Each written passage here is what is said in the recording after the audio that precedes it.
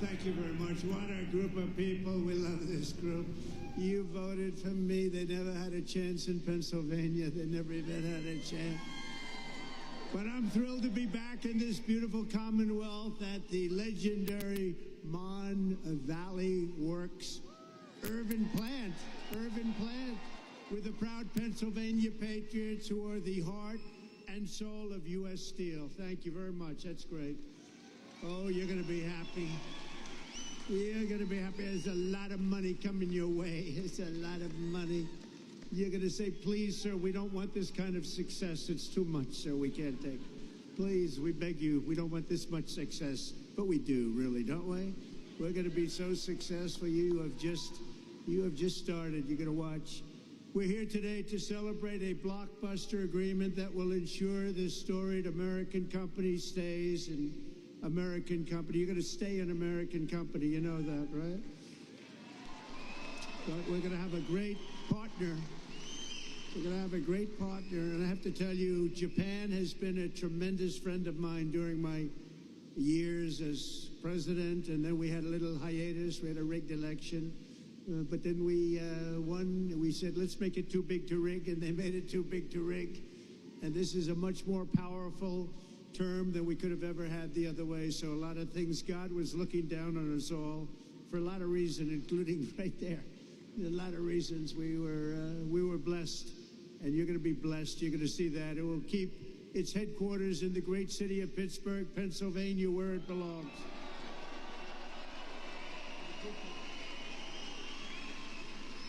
For generations, the name United States Steel was synonymous with greatness, and now it will again be synonymous with greatness. That's what it's going to be. The best and strongest steel on earth will forever be made in America and made in Pennsylvania.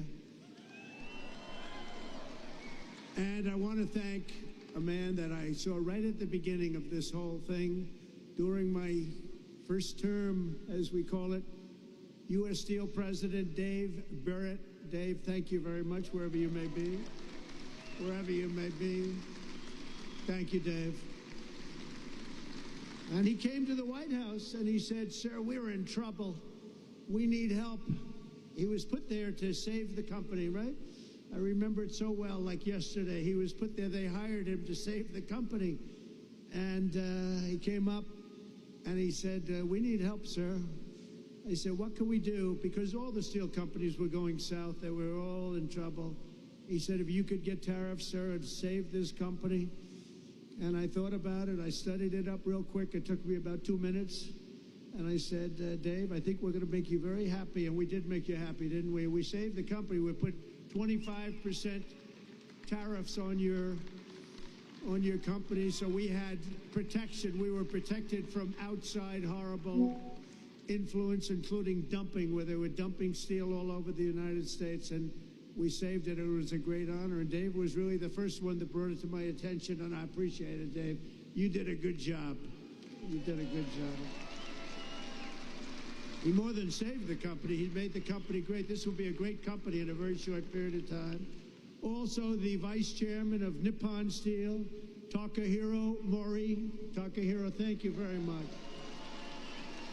He's a great guy, highly respected. He's highly respected all over the world for what he's done with steel. He's going to make this is going to be his pet project. It's going to be great. Thank you, Takahiro. Appreciate it. We're also pleased to be joined by a man who's done a fantastic job. He's central. I always say he's central casting. Treasury Secretary Scott Bessent. Where is Scott? Central casting. Thanks, Scott. We had a good report today. I don't know if you saw. The numbers were through the roof, and there was no inflation. And they said, you know, Trump was right again. And we're all saying, oh, inflation, inflation. We're taking in billions and billions of dollars in tariffs and other things, and we're keeping our competitive nations, we're keeping them, they're competitors, and we're keeping them totally at bay. And we right now have the hottest nation anywhere in the world. And 6 months ago, we had a nation that was dying. We had a nation that was cold as ice, and now we have the hottest, most talked about nation anywhere in the world. anywhere. Good job, Scott. Also, Secretary of Labor, Lori Chavez DeReamer. Lori, thank you very much. Highly recommended by the Teamsters and a couple of others, I have to tell you, and I said, I'll take that. But she's been fantastic. Also, we have some incredible congressmen and women. Mike Kelly, where's Mike? Mike, he's wearing a shirt today. A lot of times he doesn't. If it's cold, he doesn't wear shirts. Thank you, Mike. Dan Muser, who I hear is going to maybe be running for governor. That's what I hear.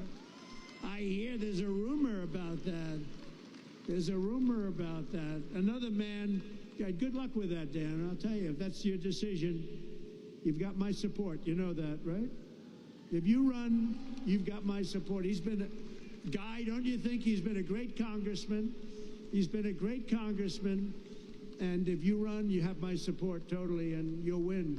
You'll win. The people are going to get it real fast. Thank you very much. Good luck. Guy Reschenthaler, who, with a very good friend of mine today, and I appreciate you coming together. And Guy, thank you very much. What a job you've done from the beginning, right? We never had a problem from day one, you and I. So thank you very much, Guy. Great job. Mike Ruley. You know Mike? Where's Mike? Mike? Thank you, Mike. Great job you're doing. Thank you. Really, really good. And another friend of mine, a great hockey player, actually, Pete Stauber. Pete, thank you. What a great hockey player. He was the real deal, right, Pete? He'll even admit it. He's going to admit it. Pennsylvania Senate President Pro Tem Kim Ward. Thank you. Good job, Kim. Good job. Thank you. A woman who's an incredible writer, actually. She understands what we won't be able to call this section a rust belt anymore. It'll be a golden belt. It'll be a golden dome, right? It'll be part of a golden dome that we're building to save everybody's lives. But this is a woman who's really fantastic. She's a brilliant writer. She just got signed up by, of all groups, the Washington Post. That's big time. Selena Zito. Where's Selena? She's around here. Selena, thank you. She understands you people and me better than we do. She understands us, and she got it right from the beginning with Trump, didn't you, Selena? She said right early on, guess what? He's going to win. That was when people were saying, really, is he running? He's only doing this for fun. She said, no, he's going to win. And I wouldn't say it's fun, but boy, are we doing progress, right? We're making big progress. So you have a couple of people here that I wanted to introduce because, you know, being a guy that's watched a lot of football, this man had tremendous courage. He had a lot of grit. And everybody knows he wasn't the largest person on the field at all, but he was, in many ways, the most courageous. Rocky Bleier. Rocky. Come up here, Rocky. Come up here. Come up here, Rocky. Come up here, Rocky. He's such a great heart. Come on up here, Rocky. Wow. And two other people I want to bring up because I'm a fan of your Steelers. And I happen to think a really good quarterback is a man named Mason Rudolph. And I think he's going to get a big shot. He's tall, he's handsome, got a great arm. And I have a feeling he's going to be the guy. So Mason Rudolph, come up here. And also a safety who's an absolute killer, Miles Killebrew. Do you know Miles? Come on up here, Miles. Come on up here, fellas. What a team, huh?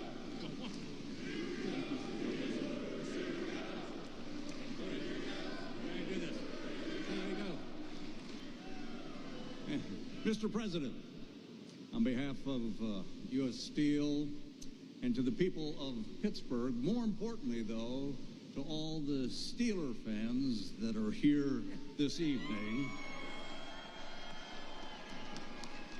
I have the honor of making you an honorary Pittsburgh Steeler and would like to present to you your jersey as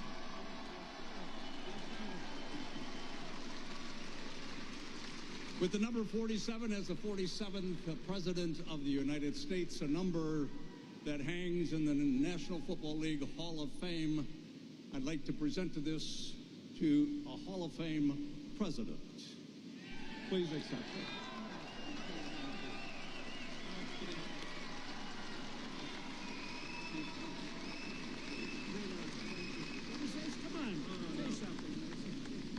Listen, I'm honored to be here with a great Steeler legend like Rocky Bleier, somebody who fought for our country in Vietnam and came back and played some great football with the black and gold. Awesome to be here, a part of this big investment in Pittsburgh. Go Steelers. How about this president of ours, huh? Just wanted to say God bless you, President Trump, and God bless you, Pittsburgh. Thank you. Importantly, let me thank the tough, hardworking members of the United States Steelworkers Local 2227 and the United States Steelworkers Local 1219 and the United States Steelworkers Local 1557. You people are amazing, and look what you've been able to do. Look what you've been able to do. This is a big deal today. This is a big deal. You know, I have to tell you about Nippon. They kept asking me over, and I kept rejecting it. No way, no way, no way. And after about 4 times, I said, you know, these people really want to do a great thing. They really want it. And they're putting up, you know, billions of dollars, and they're going to do this plant and other plants, and it's great, and you're going to have control. You're going to maintain control. And nobody would put up money like that. And every time, Dave, I think you'll say, every time they came in, the deal got better and better and better for the workers, because I didn't give a damn about anybody else, if you want to know the truth. And the rest of them, they'll take care of themselves. But for the workers, and I have no doubt that Nippon and Dave and everybody else, we're all working together, and I'm going to be in Washington. I'm going to be watching over it, and it's going to be great. But there's unbelievable spirit for what you're doing, and I'm telling you, you're going to find out that the great people of Japan, and we love them. You know, Shinzo Abe was my friend. He was a great prime minister of Japan, and unfortunately, he's no longer with us. You know what happened with Shinzo, but he was a great friend of mine, an amazing man, and it's an amazing country, and you're going to have a tremendous relationship. So thank you very much. We very much appreciate it. Very much appreciate it. For more than 124 years, the men and women of U.S. Steel have poured the molten metal and forged the tempered beams that built America's railroads, bridged the mighty rivers, and raised up towering skyscrapers like the ones we have in New York. 100 stories high and much higher than that. The city of Pittsburgh used to produce more steel than most entire countries could produce.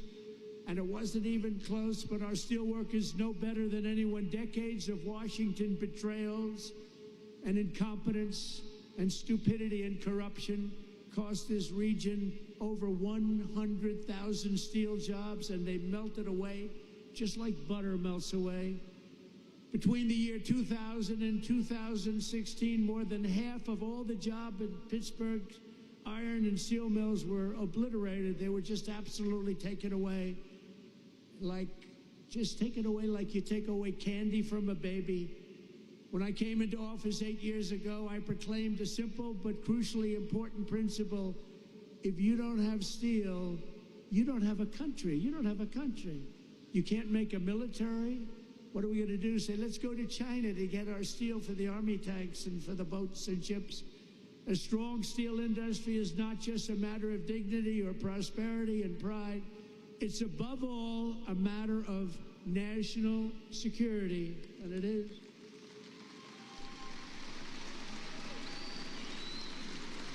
You're going to see some amazing things here.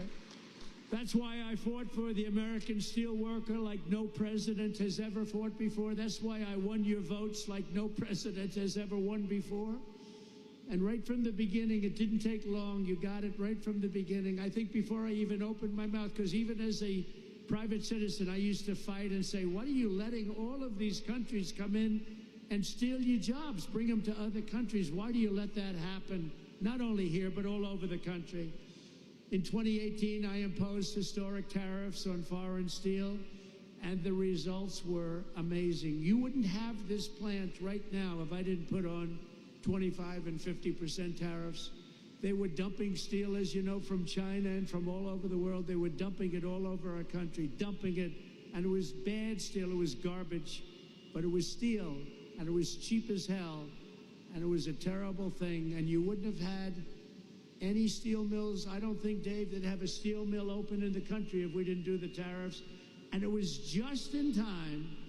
It was just in time. They were closing up as fast as you can count.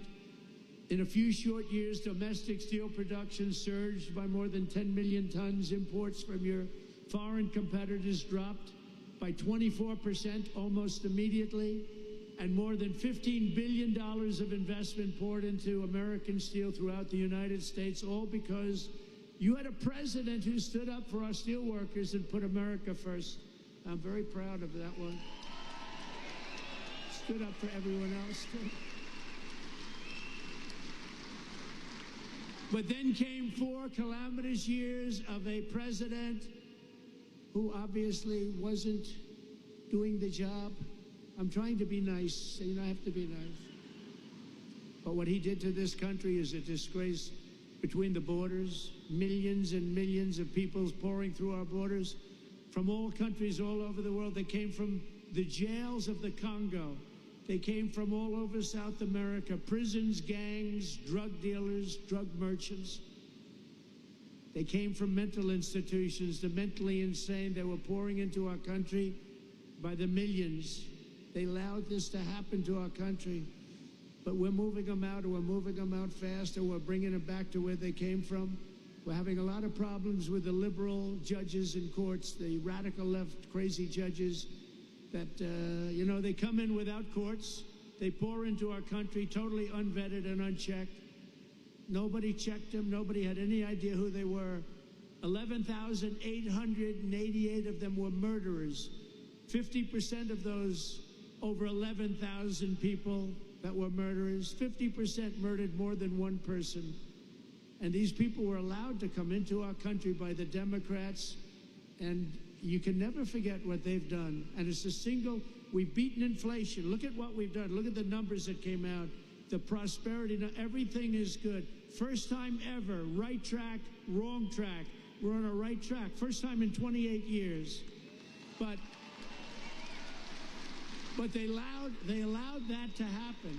I built almost 700 miles of wall. If we didn't have the wall, we could have never done what we did. Over 700 miles, but still they came because they didn't want to finish. They didn't want to close up any gap, the gaps that we had to keep so that we could get our equipment out, so we could get through. They didn't want to put up the final stages. It would have taken 3 weeks to put up the final stages. They said, no, we don't want the wall built. And I thought they were kidding, but they weren't. They wanted open borders, and what they let into our country can never be forgotten. The last administration granted tens of thousands of job-killing tariff exemptions to your foreign competitors. So they were afraid to take down the tariffs that I imposed because it was so good for our country, so much money. But what they did do, think of this, they gave exemptions, and they were so broad and so deep. And I guess you saw that, but the exemptions that they gave allowed foreign competitors to come in and steal our industry, steal our jobs, and bring them back home, and bring them home by the boatload. Crippling imports of foreign steel skyrocketed over the last 4 years like you have never seen before, by over 30%. That's an incredible, crazy number. And imports of steel and rebar from Mexico exploded by more than 1,000%. We were getting our steel from Mexico. We were getting our steel from Canada. We were getting our steel from every place, but right here, it was then that we announced the crown jewel of our steel industry, U.S. Steel, was being sold into foreign hands with no protections for our great steel workers. And I said, there's no way we're going to let that happen. When I was watching over you, You don't even know it. I was watching over you. Tell you. Best people. You're the best people. You built this country. You know, you people built this country. You people and others like you built this country.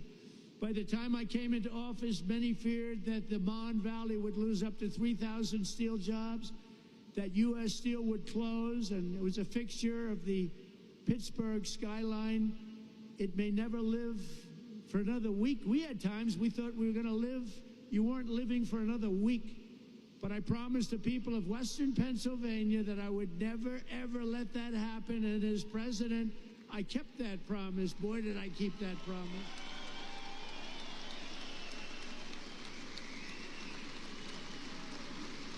So soon after initially taking office, I imposed powerful 25% tariffs on all foreign steel and ended each and every one of the Biden exceptions and exclusions. And today I have a major announcement. And are you ready to hear this? This is on behalf of Scott, Secretary of Treasury, Howard Lutnick, Secretary of Commerce, and all of the great geniuses and people we have working, and they are smart, but I don't think you'd be a good steel worker, Scott. I'm sorry. I'm going to have to put a little more muscle content into that guy. But he's great. He's great at what he does. We are going to be imposing a 25% increase. We're going to bring it from 25% to 50%, the tariffs on steel into the United States of America, which will even further secure the steel industry in the United States. Nobody's going to get around that. So we're bringing it up from 25%. We're doubling it to 50%. And that's a loophole. And by the way, I have to tell you, I believe that this group of people that just made these investments right now are very happy, because that means that nobody's going to be able to steal your industry. It's at 25%, they can sort of get over that fence. At 50%, they can no longer get over the fence. So congratulations to everybody, and to you for making a great deal. You just made a better deal, right? I said to the group, would you rather have a 40% increase? Because I was thinking about 40 when I came. I said, would you rather have a 40% or a 50%? They said, we'll take 50. I said, I had a feeling you were going to say that. So congratulations. Also congratulations to Dave, because you got this whole thing started. Congratulations. Great job. Great job. The people here understand the word tariff, and you understand it better than the people on Wall Street. But now the people on Wall Street are finding out. They're saying, wow, you know, Trump was right. You saw today they had an announcer, Joe Kiernan, CNBC, Maria Bartiromo, who's so fantastic on Fox Business. And they were saying, you know, Trump was right. Look at these numbers. The numbers got released today at 8 o'clock in the morning, and it showed no inflation and tremendous income jumps for workers and for the people of our country. And they go, wow, he was right. He was right. But you knew that. You knew that before Wall Street. The workers knew that. We don't want America's future to be built with shoddy steel from Shanghai. We want it built with the strength and the pride of Pittsburgh. It's Pittsburgh steel, it's U.S. steel, and it's going to be something even more special when you get all that billions of dollars of new equipment that they're going to be investing right here. Billions and billions of dollars. Since I imposed our steel tariffs, and you know, I said that tariff to me is the most beautiful word in the dictionary. I love the word so much. I've always loved it. For 40 years, I've loved it. For 40 years, I didn't understand why people weren't in this country using tariff. They use tariffs to kill us. They use tariffs to take our businesses, not only steel, other businesses too. And we never knew how to use tariffs back, because we had people in the White House that either didn't care or weren't very smart, or both. And it really starts with the White House. It's very simple. It starts with the White House. But I said, it's my favorite word in the dictionary, the word tariff. And I got slaughtered in the fake news. I got killed. They said, what about love? What about wife and family? What about God, they said. So they made the word tariff be my fourth favorite word. And now I have no complications. It's my fourth favorite word. God, wife, family, all of the different things, but they did. It's not even believable. I said, tariffs is my favorite word, and I got slaughtered by these people. But we've had a lot of fun. We've jousted for a long time with the fake news. But companies all over the world have announced nearly $10 billion in new investments in steel, just in steel alone. But the Nippon investment we're announcing today blows them all away with a record-setting, and this was just heard of, this came out a little while ago, $14 billion commitment to the future of this company. That is the single largest investment. That's the single largest investment of any kind in any industry. So not only steel, go all the way back. You go into fracking, you go into anything you want to go into because you're a good fracking state too. We love fracking, by the way. But think of this, the largest investment will be the largest investment in the history of American steel industry. There's never been a $14 billion investment in the history of the steel industry in the United States of America.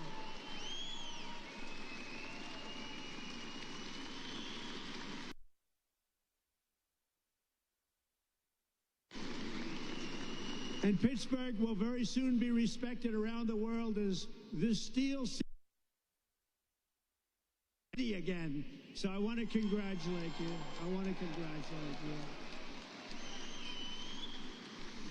As part of this monumental commitment, Nippon will also invest $2.2 billion to increase steel production here in the Mon Valley Works, specifically allocated to Mon Valley, along with $200 million for the Advanced Technology Research and Development Center that's being built already in Pennsylvania. So I want to congratulate you. And in addition, another $7 billion to modernize steel mills, expand ore mines, and build state-of-the-art facilities in Indiana, Minnesota, Alabama, and Arkansas. So I want to thank you and congratulations to those states. Congratulations. And the bulk of these expenditures will be made in the next 14 months. It's going to happen fast. You're going to be very busy watching trucks go back and forth, loaded up with cash, or its equivalent.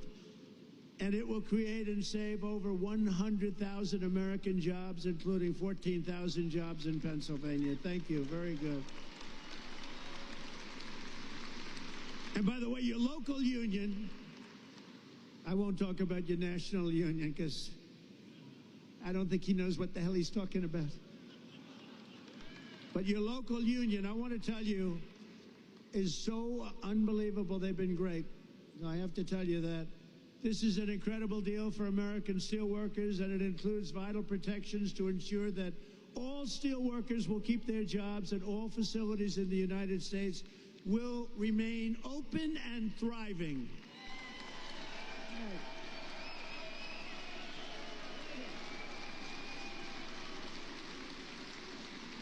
U.S. Steel will maintain.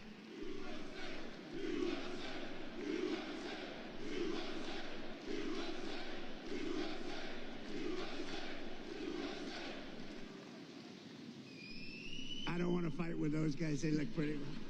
I'll never fight them. U.S. Steel will maintain all of its current operating blast furnaces at full capacity for a minimum of the next 10 years. And we have that as a commitment. But I don't even think you have to worry about that. You're not going to have to even think about that. Frankly, it won't matter because they're going to be here for a long time, a lot longer than that. There will be no layoffs and no outsourcing whatsoever. And every U.S. steel worker will soon receive a well-deserved $5,000 bonus. That's very rare. Thank you very much. That's great. That's importantly. For what you've gone through. You've gone through a lot. It's closing, it's not closing, it's opening, and you want to stay here. People say, well, we'll move to another place, or we'll do chips, or we'll do something like chips. Somehow you don't want to do chips. I'm looking at these giant guys with the giant arms. You're not going to like doing chips. Most importantly, U.S. Steel will continue to be controlled by the USA. Otherwise, I wouldn't have done the deal. I wouldn't have done it.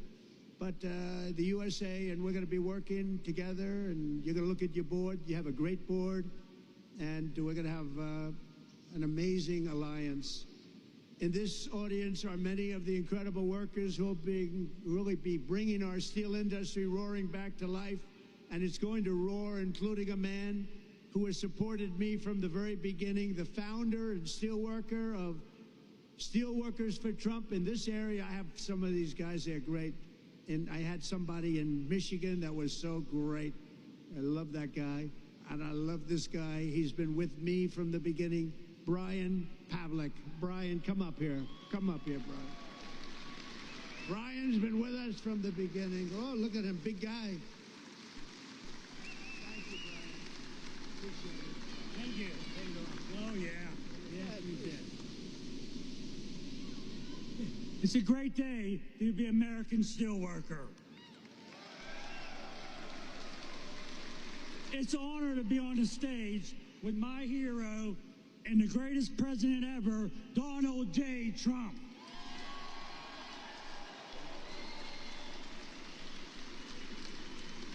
Hello, my name's Brian Pavlik. I'm a third-generation steelworker and the president and founder of Steelworkers for Trump. The attempted assassination of then-President candidate Donald J. Trump prompted me to establish Steelworkers for Trump. Our membership now exists to 2.5K.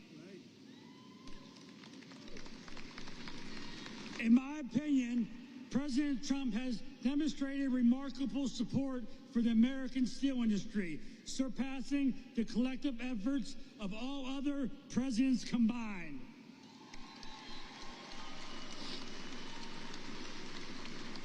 Through tariffs, he has fought to keep steel being made in America rather than being dumped onto us by China.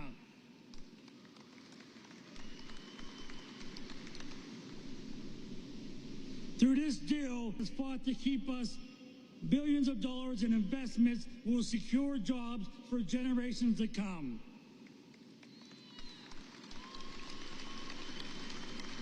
Thank you, President Trump, for your commitment to revitalizing the American steel industry and restoring its greatness and in making American steel great again.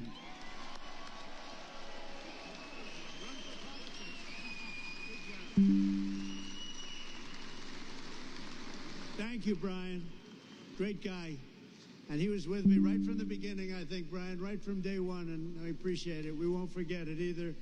So let me also bring up real fast a few guys that I met backstage that I was very impressed with. Jack, Jason, Scott, Donald, and Kurt. Come on up here, fellas. Get up here. Come on up here. These guys are great. Come on. They're happy people. Thank you.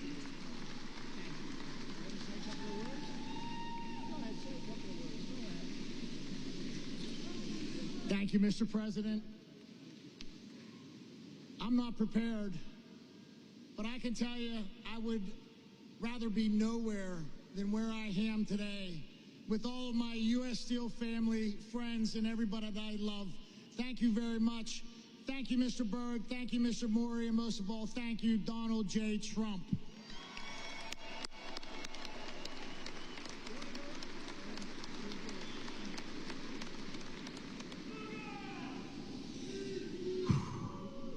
We did it. I want to thank everyone for coming. Today is a great day.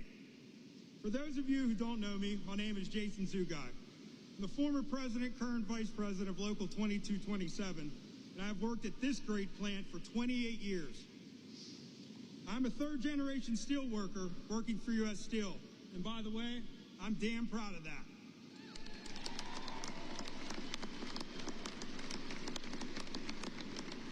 So, when we decided to stand up for the men and women of the Mon Valley, we knew it wasn't going to be easy. Almost every day there were obstacles in our way. At any point we could have chosen to give up, but we are steelworkers, and giving up just isn't something we do. These investments will ensure steel will be made right here in Pittsburgh for years to come.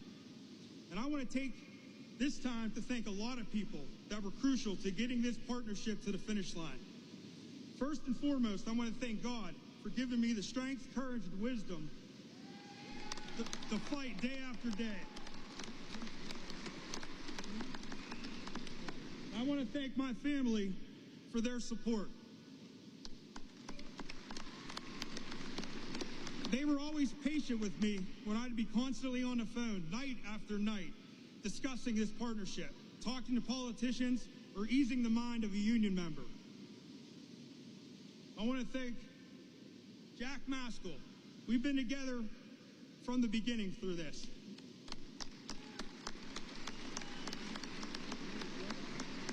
From the many meetings together, DC trips that were nothing but business, to just brainstorming daily. Thank you, my brother. There's no one I'd rather have gone to this fight with. We did it. And I told you how bad I hate to lose. And we won, brother. We won.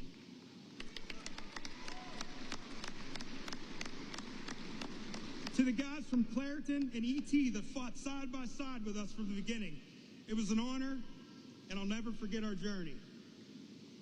I want to thank the local mayors who have stood toe-to-toe with us from the beginning. We greatly appreciate it.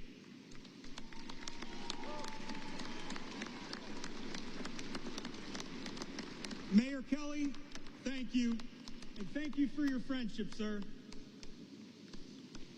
I want to thank my union brothers and sisters for believing in us and trusting us to get this done. My campaign slogan when I ran for office was, "I will fight for you." I hope that I've proven that to you. It was my honor.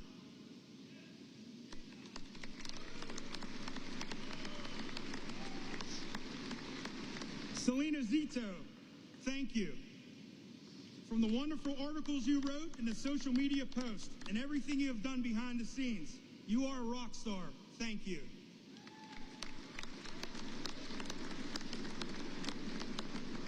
Senator Kim Ward, thank you for fighting for us as hard as you did.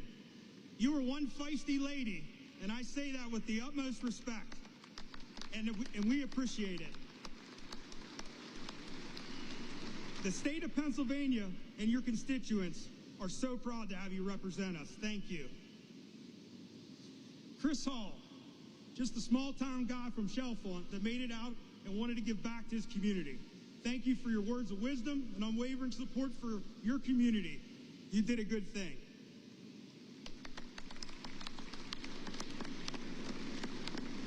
Congressman Dan Muser, you took our meeting in D.C. personally and never wavered after that meeting. You fought for us in public, and that means the world to us. We will never forget your support, and you can count on ours as well. Thank you.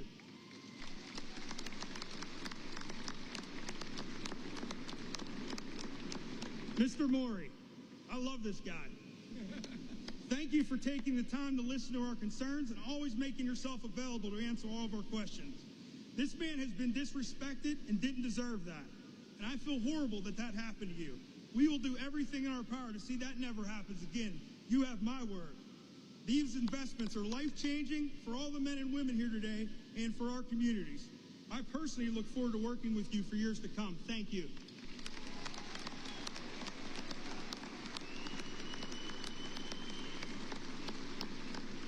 I want to thank the men from New York and D.C. that called me every day. Every day. They gave me breaking news, advice, and guidance through this process. You might have been behind the scenes, but you definitely had a hand in getting this partnership to the finish line. Paul, Curtis, Chris, thank you.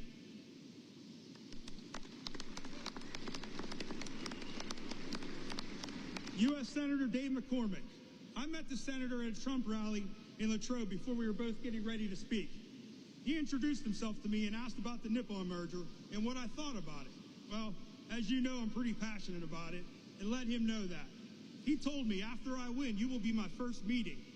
I was his first meeting. He kept his promise.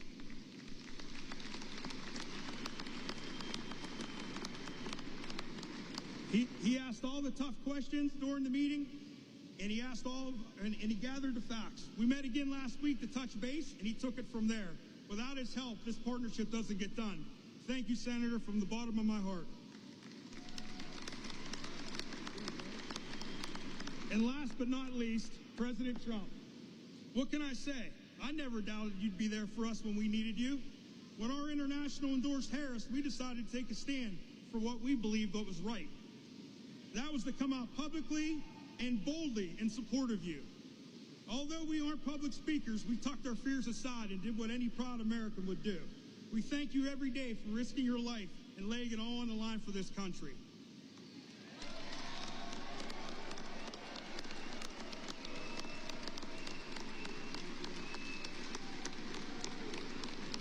I knew you wouldn't let us down, and for that I will be forever grateful. From every steelworker that supports you and every family you saved, I want to say thank you, Mr. President, for making U.S. Steel great again.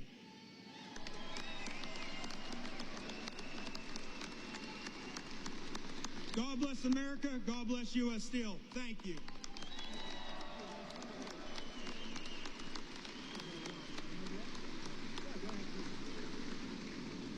So my name is Don German. I am the plant manager for this Urban Works here. I had 35 years with U.S. Steel. I'm a first-generation U.S. Steel worker. It is an honor to host you, Mr. President, today. And let me tell you, it was a lot of work, but it was well worth it. I will always tell people that, you know, it is for the workers that are out on this floor. It is for our families that are out here who support us. It is for the community members in our community and our state and our country. And I thank you from the bottom of my heart.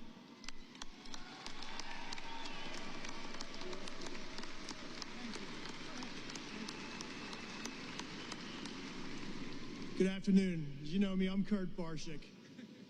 I'd like to just tell Mr. President, the day I started at U.S. Steel, my supervisor at the blast furnace told me, "Kid, what are you doing here?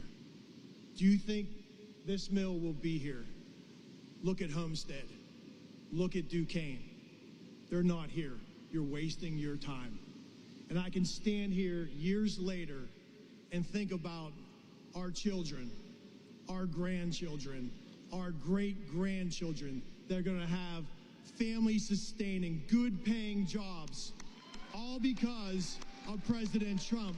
Thank you, President Trump. Thank you.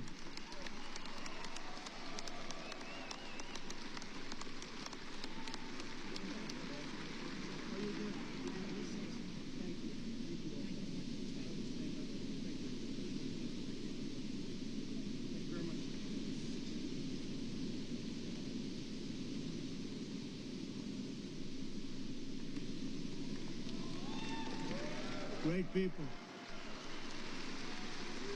These are great people. I want to just say, I mean, I just saw them.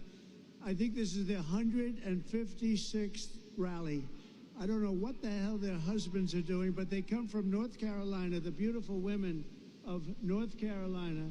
They're over here, and I just want to thank them very much for being here with us. It's been unbelievable.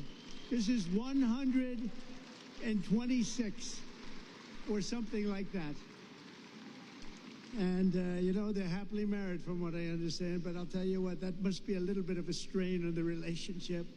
They've followed me all over the world for 9 years now.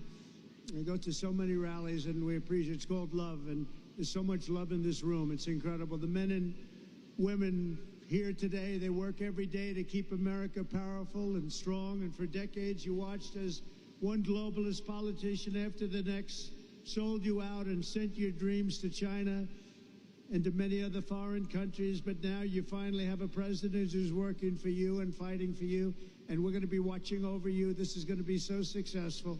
You're going to be so proud of this. This is going to be a very big day. I hope it's going to be one of the biggest days in your life. I don't want it to be the biggest, you know. You got married, you had children. I guess we got to give that to them and give that to you. But this is going to be truly one of the biggest days in your life. I feel sincerely, I have such confidence in this group of people. Since my election, we've created nearly 500,000 new jobs, including 10,000 manufacturing jobs, and those numbers are going through the roof. We're going to have close to $11 trillion invested in new investments in the United States, and you can look at other years. There's never been anything like that. And by the way, that's essentially in 2 months, not 4 months, because it took me a little time to get acclimated. But over the last 2.5 months, we're over $11 trillion is going to be coming. Apple is spending $500 billion to invest in America, not in China. NVIDIA, $500 billion. TSMC, if you look at this one, TSMC, and this is a company the biggest in the world for chips, $200 billion at least. Amazon, $4 billion. Johnson & Johnson, $55 billion. Merck, Stellantis, General Motors are putting in billions and billions of dollars. We have it all done. It's going to be all with very little inflation. In fact, it was 2.1% in April, way down. You went through inflation that was probably the greatest inflation in the history of our country over the last 4 years. And now we have it down to around 2%. Grocery prices are down. Mortgage rates are down. Energy prices are down. And gasoline prices over Memorial Day weekend were the lowest they have been since 2003. Think of that. In fact, in a couple of states, gasoline, $1.98 a gallon. When have you heard that number lately? Income soared in April, up 0.8%, almost triple expectations, and we achieved the largest drop in consumer prices and the largest increase in consumer confidence since the pandemic, and actually probably about 20 years before the pandemic. Last month, we also cut the trade deficit in half, and that's the story of today. They can't believe it. The numbers just came. We cut, before we even get started, actually, we cut it in half, the trade deficit.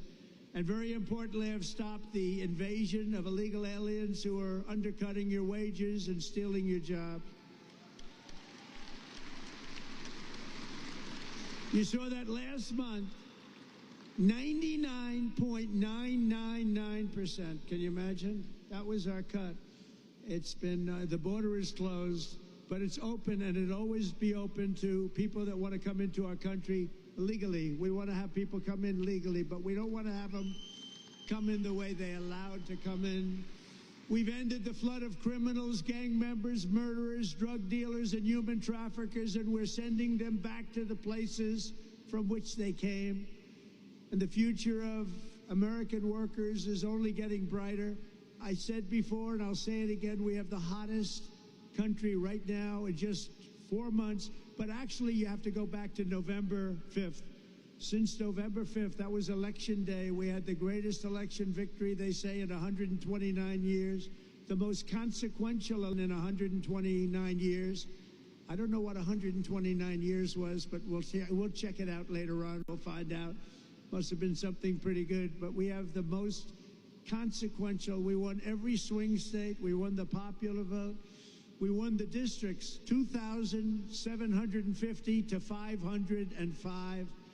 We're doing a job, and you're doing a job, and it's only because of you that we could have had that success. We're right now on the verge of passing the largest working class tax cuts in American history. We got to get that beautiful, big bill, beautiful, beautiful as it is. We got to get it passed. The Senate, call your senators. And I'll tell you, you have great people representing you. Your senators, your congressmen, you have great people. Every single Democrat House member voted to impose the largest tax hike in history. The Democrats are voting for the largest, highest tax hike in history. I've never heard of it before. Meanwhile, our one big, beautiful bill will keep income taxes at the current rates and deliver no tax on tips, no tax on overtime, and no tax on Social Security for our seniors.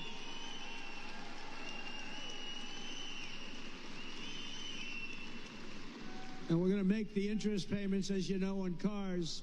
We're going to take the car payments, and we're going to make them, those interest payments. You buy a car, you borrow money. We're going to make interest payments tax deductible, but only if the car is made in America, and that means made with American steel and steel from U.S. Steel. And we're permanently expanding the child tax credit, and we're creating a special Trump account for every newborn child, starting them off with a $1,000 credit to be invested over the course of their life. A little baby is born, they're going to start off with $1,000. And if we do a good job of investing their money, we're going to go with one of the investing guidelines. Who the hell knows if they're any good, but they have a chance to be very rich. It's going to be very cute to see. We're going to follow it very closely.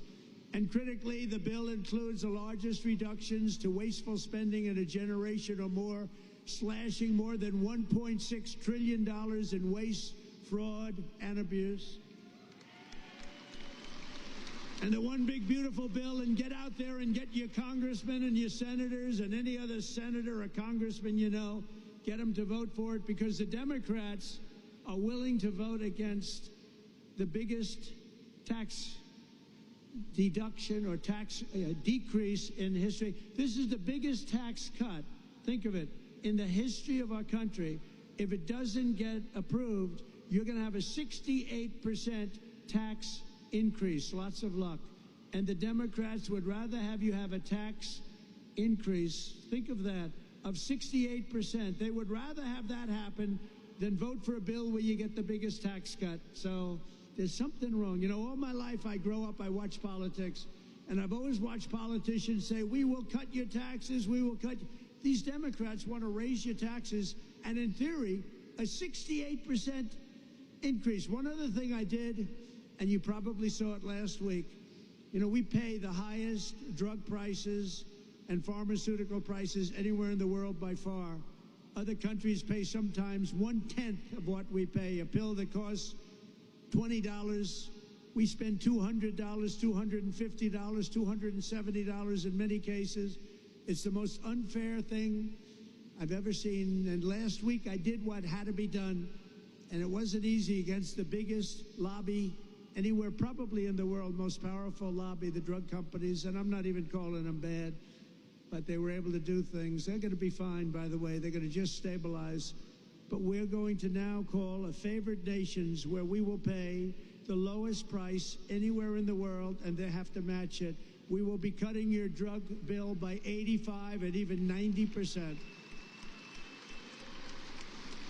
You know, I was very proud in my first administration. You may have remembered, I called for a major press conference because we were the first, I was the first one in 28 years to lower drug prices. They were lowered 0.25% over a period of a year.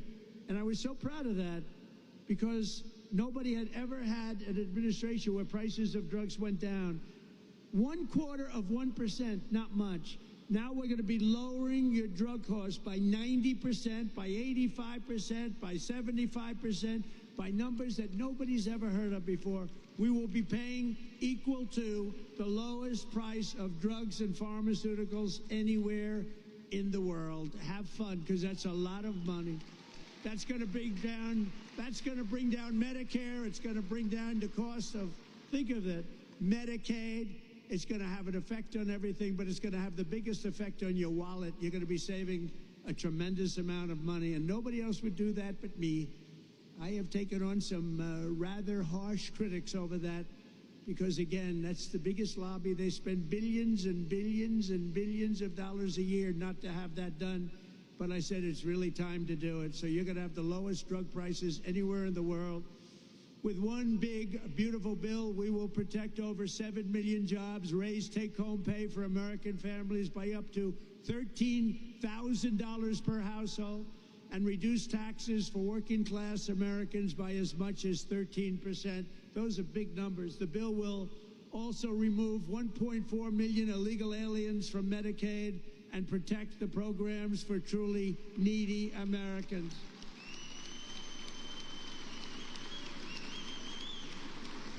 And it includes funding to hire 3,000 new Border Patrol agents and 10,000 new ICE agents. And these people like you, these are heroes. The jobs they have done, they go into areas that are so dangerous, it's unbelievable, but they're tough, they're smart, and they love our country. So I want to just thank ICE, and I want to thank the Border Patrol, and I want to thank law enforcement in general. They've been incredible. Really incredible. And I'll never forget our firemen. I don't know if we have firemen here today, but we're never going to forget our firemen. They do a great job. Over the past 4 months, we've accomplished more than most administrations achieve in 4 years or even 8 years. We've done this in 4 months. We've done something on spirit and optimism and pride, which is sweeping across our land. And with the announcement, it's surging like never before here in Western Pennsylvania. Remember, the entire world is watching us today. I'm making a speech, and I have millions and millions. Look at all the fake news back there. Look at that. That's a lot of fake news, come to think of it. Now, they've been pretty good to us here. They've, gave us a reasonably accurate display. But all over the world, look at that. All over the world, they're watching your local region and how well it's doing and how well it's going to do. For generations, the workers of this region have always been there for our country when we needed you most. You built this country from Pittsburgh to Pottstown, from Bethlehem to Hopewell, and from Washington County to right here in Western Mifflin. The foundries and blast furnaces of Pennsylvania have smashed foreign armies, strengthened the hulls of the world's greatest navy, raised up majestic cities, won 2 world wars, and made America into the richest, strongest, and most powerful country on the face of the earth. And it's suffered greatly over the last 4 years, but we're going to get it back, and we're going to get it back fast. It's almost back already. It suffered, though. It suffered. I'm not going to make any excuses. It suffered with incompetent, radical left lunatics. But under our leadership, we're making it richer, stronger, and more powerful than ever before. And that's why I want to thank you very much. And thank you, Prime Minister, and thank everybody. They all knew what was happening here.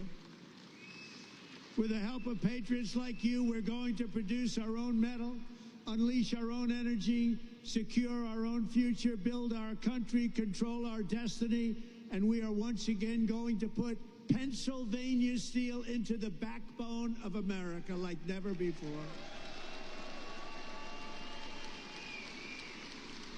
The golden age of America has only just begun, and together we are going to make America great again, greater than ever before. Thank you very much, Pennsylvania, and God bless America. Thank you very much. Thank you.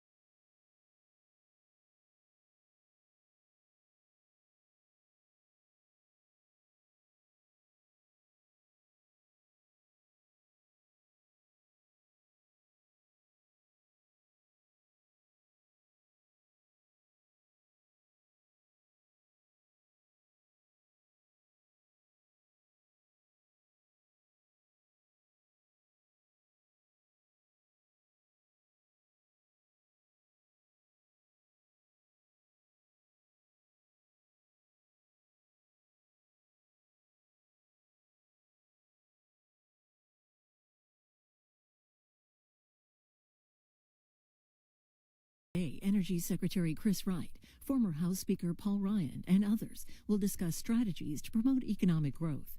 Hosted by the Ronald Reagan Presidential Foundation. Watch live at 6:55 p.m. Eastern on C-SPAN. C-SPAN Now, our free mobile video app, or online at cspan.org.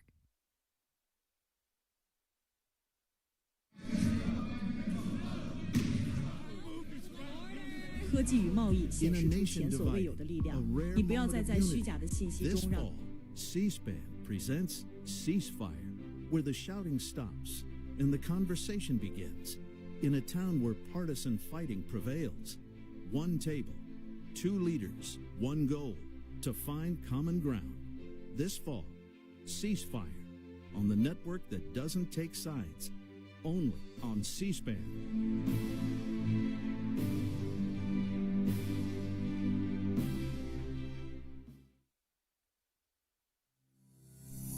C-SPANshop.org is C-SPAN's online store.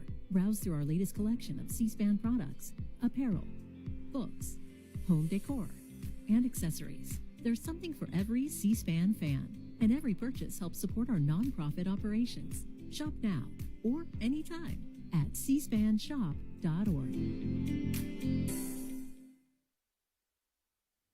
Welcome back. We are in open forum this morning here on the Washington Journal until the top of the hour. So any public policy or political issue on your mind, we want to hear from you. We'll go to Scott, who's in Laurel, Maryland, a Republican. Scott, good morning. We're in open forum. Go ahead. Good morning. Good morning. Thank you for taking my call. Longtime listener. Love the program. I called in a few minutes ago, and I was specifically wanting to talk about the topic with Sean Spicer. Yeah, well, go ahead and share your thoughts. Yeah, for the people who call in and say that the media is kind of even, I just want to remind everybody that, because I watch a lot of news. I switch back and forth all the stations a lot. But if you really think about it, you have NBC, ABC, CBS, MSNBC. You have Stephen Colbert at 11:30, Jimmy Fallon, Jimmy Kimmel, CNN, and Saturday Night Live on Saturdays, all bashing the president on a regular